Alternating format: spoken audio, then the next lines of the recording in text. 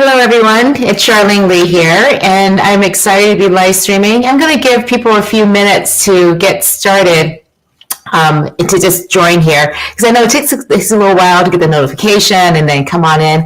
But I'm excited today to be talking about some of the leadership challenges that I'm seeing pop up. I've been mulling over writing a new book, and I thought I'd share some of the new ideas. Again, it's still really early on in the process. But this is how I think about new topics and research, and just want to give you a little bit of insight into how I'm thinking about things. So you'll be one of the first sets of people to actually hear some of these new ideas and how I'm thinking about it. And as we get started here, I would love for you to just say where you're coming from. And if you can, also just think about some questions that you might have about how leadership is changing, because that's what we're going to be talking about today. So one of the questions that I have been mulling over is we have just gone through this huge change over the past year. It's been 1 year since we've been officially in a pandemic, as declared by the World Health Organization. And the question becomes, how have we fundamentally changed? How have we changed as leaders because the circumstances have demanded it of us? And in particular, how do we have to think about how our leadership needs to adapt in this new normal? And in particular, what have we learned over the past year, and how can we apply that?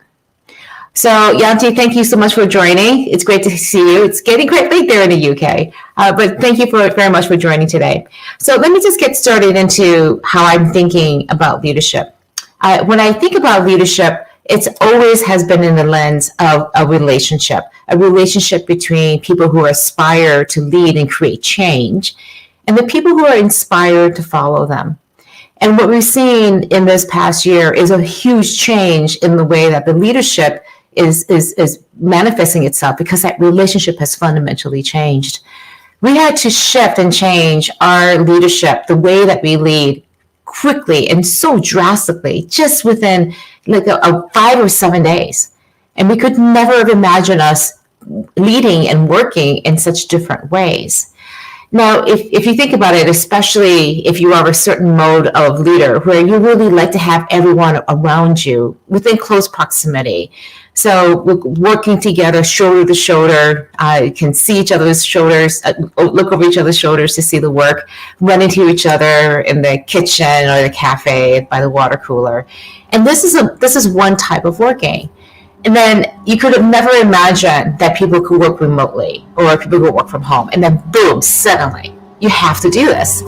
And so what we've realized is that we can do this. We were forced to do it. And maybe we actually found different ways of working this way now. And so this is one of the biggest challenges as we go back to the normal. Are we going to go back to that? Are we going to insist that everybody comes back?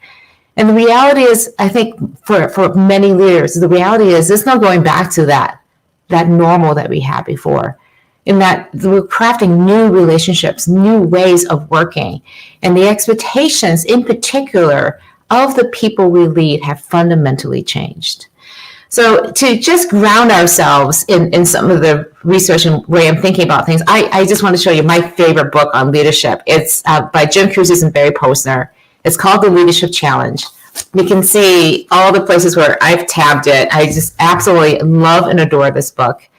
And I've been talking with Jim and Barry over the years about how are the things that they write about in this book. They talk about 5 exemplary ways of what leadership is. The leadership challenges are to model the way. You demonstrate what it means to be excellent. You inspire a shared vision, challenge a process, enable others to act, and encourage the heart.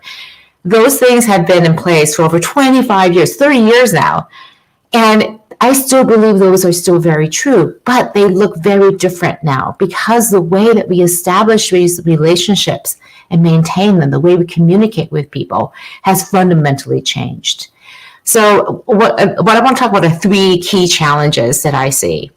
The first one is because we have been working from home, because we have been put through this incredible change, we now have this need for more information, for greater openness, for authenticity about what's really going on in our lives. In the past, we may have come to work with a perfect picture of who we are. We dress a certain way, we check our problems at the door, and we walk into work ready to be able to tackle the job at hand.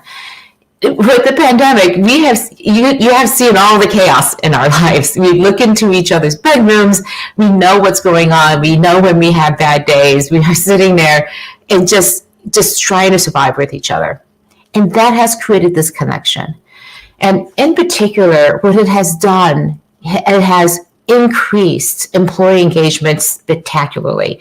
I just want to show you some of the data that comes from Gallup. I'm going to make this a little bit bigger. And this shows the Gallup has been polling for 2 decades now, what employee engagement looks like.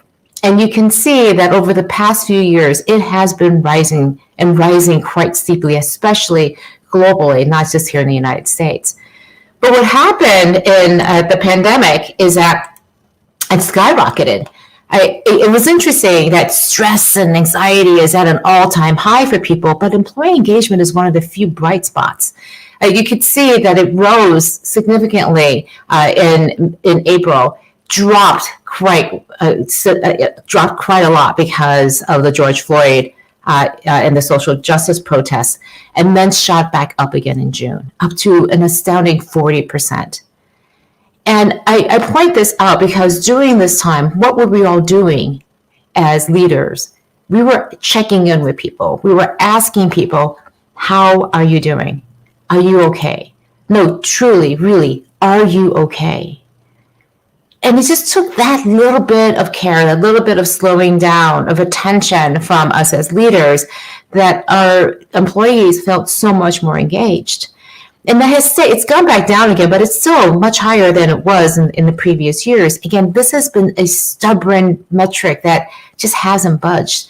And it took us a pandemic to realize this is something that's really important, that we needed to have this level of conversation, of openness, and frankly, of honesty from our leaders about what's really going on.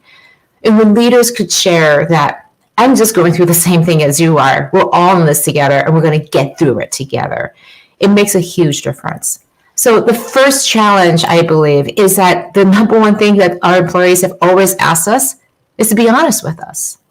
And it still has continued, but even more so now. People want that openness, that transparency. Tell us what's going on. No, tell us really what's going on. And trust that we're going to use that information to help pull together as a team and that we can move forward. So the other thing that I would say is this whole issue around social justice that we went through here in the United States and also around the world. There's just a much greater awareness that this is an issue in our society. And we saw an astounding recognition by leaders that we don't know how to talk about this. We don't even recognize that it is a systemic issue, or even just the discomfort that we have to have these tough conversations, to really say, this is what's going on.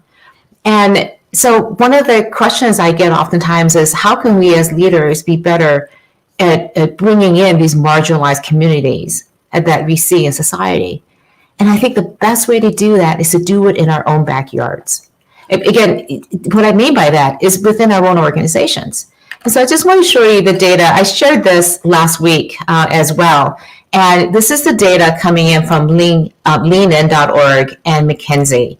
They did a study last year, they do it every year, that looks at the state of women in particular in the workplace.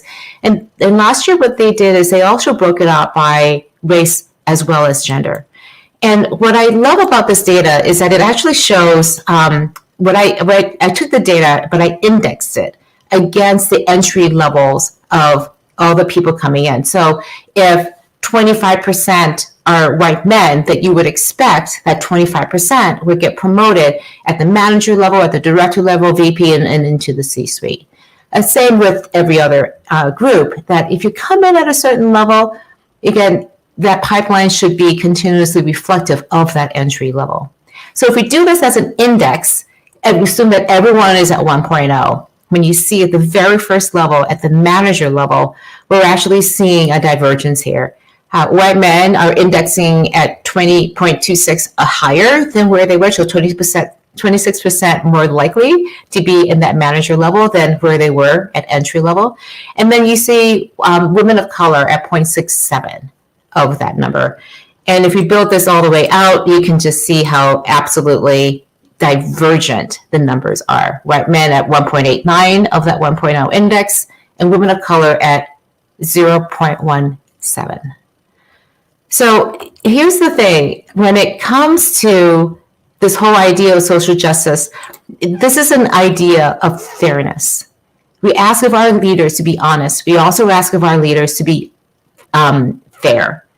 And this is not about giving a group extra opportunities. We just want the same opportunity as everyone else. And as you could see from those numbers, we're not doing that in our own organizations at the most basic level of promotion, from the entry level front lines into that manager level. So this is going to be a challenge for us. We do not feel comfortable talking about these issues. It creates this huge pit in the stomach. And so I think we're going to have to get better at having these conversations, looking at the actual data within our own organizations and saying, that's not right. How do we fix this? We can't begin to address societal issues until we can actually even begin addressing them in our own lives, in the places that we are seeing. And the first step here, I think, is to actually see that this issue exists. And the third challenge, I think, is that we just went through this huge change. The third challenge, I think, is to continue to change. There is such a sense of longing that, finally the pandemic is coming to the end. By the end of this year, we're going to be back to normal, and we can go back to, things being calm. We don't have to deal with this uncertainty anymore. And the third challenge will be, no, we've gotten used to this change. It's great to take stock, to take a deep breath, but let's stay at that edge, because it's when we're at that edge where we're truly growing and we're truly learning, and we're finding how we can work better together as a team to create this change on behalf of our clients and our customers. So the biggest challenge, I think, is to have this courage to continue to keep changing, to not just say, okay, now we can relax and go back. No, this is a time to continue to move forward. And what I have seen during this pandemic is that the organizations and the leaders who are thriving in this time are the ones who take a look at this disruption that's happening and say, what can we do that in the midst of all of this chaos, where are the opportunities for change? Sun Tzu, the author of The Art of War, just a classic book of strategy, said this. He says, in the midst of chaos, there's always opportunity. And this is the key, is that as the chaos subsides, where we keep looking for the opportunities, where we still have that edge, where we still have that energy. Again, remember, a year ago, we took ourselves and our organizations out to the very edge of what we thought was absolutely impossible. You can do that again. And the key is, how are you going to galvanize yourself to find the energy and the courage in yourself and in your organization to continue to push when there isn't a pandemic behind you, when there isn't chaos and crisis behind you, pushing you to that edge. That, in the end, I think, is going to be the biggest challenge for us. We have been through incredible times together, and we have incredible times to look forward to. How are we going to find the space to be honest, to really keep that conversation going, to keep that openness, that authenticity, transparency that we've had? Let's not go back into places where we close off to each other, into our offices. Let's be made open to each other. How are we going to be fair? How are we going to make sure that the opportunities that are available are fairly available to everybody in our organizations and in our societies? And the third area is, how are we going to have courage to continue to change, to make and find those opportunities for growth, even though it pushes us completely out of our comfort zone? So that's what I have for today. It's short and sweet, but I wanted to put it out there. These are some of the ideas, again, that I'm working on, mulling over, thinking about for a new book that's going to look at how is leadership changing? How do we need to adapt our leadership for this new normal to create the change and growth that we want to have? I want to thank Salvador, also joining from Mexico. Iglish, thanks again for joining. Jennifer, thank you for appreciating this data. And Thakar, thank you so much for appreciating this. And Walid also coming in from Tunisia, thank you for joining today. I wish you all the best day, and I wish you the courage, again, to continue to change, have those honest conversations, to look for and build fairness into your workplace. I'm Charlene Lee. Have a great day, and I will talk to you again soon. Take care.